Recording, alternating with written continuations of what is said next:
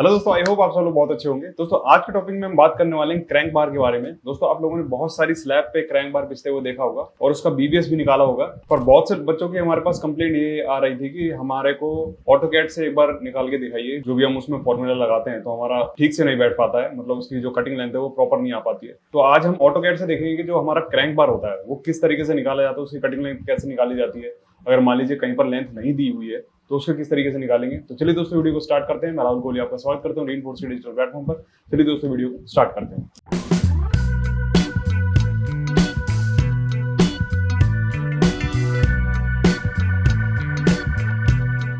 देखिए दोस्तों, मैं सबसे पहले आप लोगों को ड्राइंग दिखा देता हूँ। देखिए मैं आपको थोड़ा जूम करके दिखाता हूँ। आप इस स्लैब पे थोड़ा सा नजर डालिएगा। आप इधर की तरफ देखेंगे ना तो जो हमारा क्रैंक बार होता है वो सेम इसी शेप में होता है, जैसे आप यहाँ देख रहे हैं ना, ऐसे ही सेम शेप आपका क्रैंक बार में जाता है। ठीक है, यही सेम चीज मैंने यहाँ पर ड्रॉ भी करके दिखाई हुई है। सेम जो क्रैंक बार है हमारा इसी तरीके से जाएगा। तो ये जो आपकी बीच में बीम्स आ रखे हैं, इन बीम्स में से ये ऐसे आर पार होता हुआ जाता है और यहाँ पर आके ये कितना बाहर को निकल रहा है, 0.3 L1। ठीक है, तो जो आपका लेंथ है ये वाली जो हमारी L1 है, तो ये आउटर से कितना जा रहा है, ये L1 0.3 L1 जा रहा है यहाँ पर।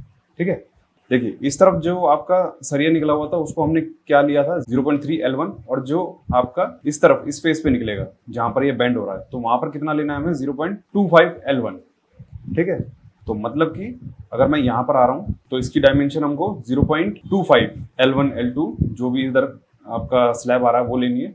ठीक है, इसके बाद जो भी आपकी डायमेंशन बचेगी उसको हम काउंट कर लेंगे, उसको हम डायमेंशन कमांड डालकर एक बार रीड कर लेंगे। ठीक है, तो सबसे पहली बात तो यहाँ पर ये खत्म हो गई कि ये जो हमारा बीम की तरफ जो ये वाला बार जा रहा है ये आपका कितना जा रहा है, 0.3 L1, और जो बीम से स्लैब की तरफ जा रहा है जो जाकर क्रैंक हो रहा है वो कितना जा रहा है, 0.25 L1।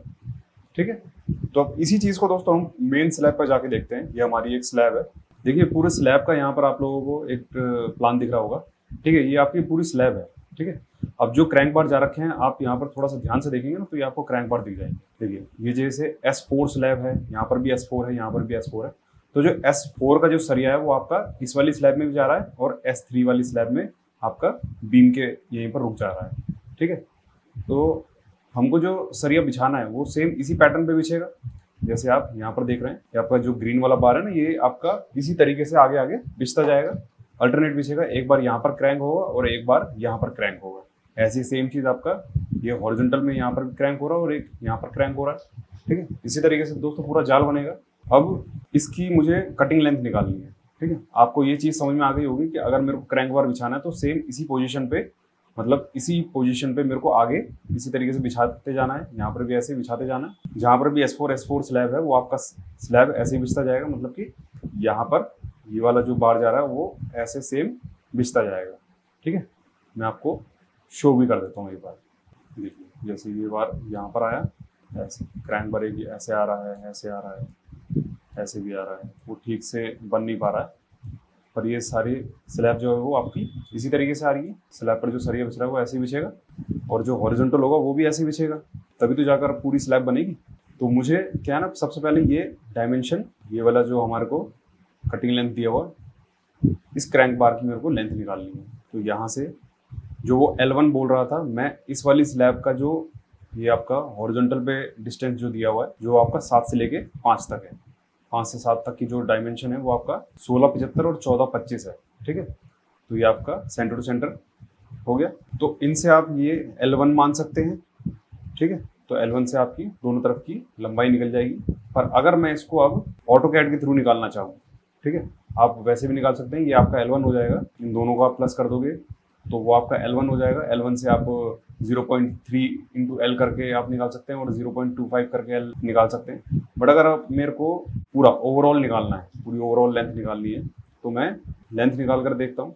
तो ये आपका डायमेंशन कमांड जाएगा 1300, आपका पूरा यहाँ से यहाँ तक आ रहा है। फिर इसके बाद जो आउटर तक जा रहा है ये आ रहा है आपका 2745। अब इसका मुझे क्या करना है, कटिंग लेंथ निकालनी है। तो यहाँ से यहाँ तक मेरे को कटिंग लेंथ पता चल गई कितनी, 2745, और ऊपर से जो मेरे को डायमेंशन पता चली वो कहाँ से कहाँ तक की पता चली है वो मैं आपको अभी शो कर देता हूँ। इधर तक पता चली। ठीक है, तो ये हमें कितना पता चला, 1300। अब ये ऐसे क्रैंक भी हो रहा है। ठीक है, तो क्रैंक हो रहा है तो इसको हमको क्या करना पड़ेगा, कटिंग लेंथ में जाकर जो आपका फॉर्मूला होता है 0.42D वो भी प्लस करना पड़ेगा। ठीक है, 1300 प्लस आपका ये लेंथ आ गई और इसमें प्लस 0.42D। डी मेरा डेप्थ कितना है इसका, स्लैब की जो थिकनेस है वो आपका 120 mm की है, तो यहाँ पर मैं 120 डाल देता हूँ। और ये इसकी लेंथ अब हमारी टोटल निकल के आई कितनी, 4095। मैं इसको ब्रैकेट में डाल देता हूँ, सेम वही निकल कर आई है। ठीक है, अब देखिए मैंने आपका यहाँ से लेकर यहाँ तक की पूरी लेंथ निकाली, 1300 हो गया, फिर इसके बाद 2745 मैंने यहाँ से यहाँ तक की पूरी लेंथ निकाली, तो इसकी जो टोटल लेंथ बनी थी 4085। और हमने जब इसको तो वो और आगे बढ़ गई, कितनी 95 और बढ़ गई।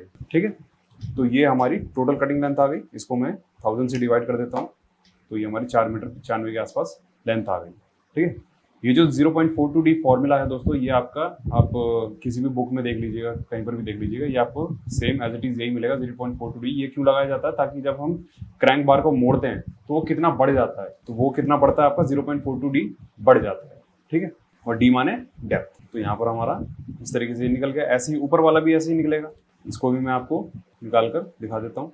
ये आपका 705 यहाँ से आ गया है और इस कॉर्नर से आउट होता है, ये आपका 2745। इसमें भी सेम यही चीज़ लगेगी, 2745 और 705। अब इन दोनों को भी मैं क्या करूँगा, ऐड कर दूंगा और वही सेम 0.42D इसमें लगा देंगे, 0.42D मतलब डेप्थ आपका।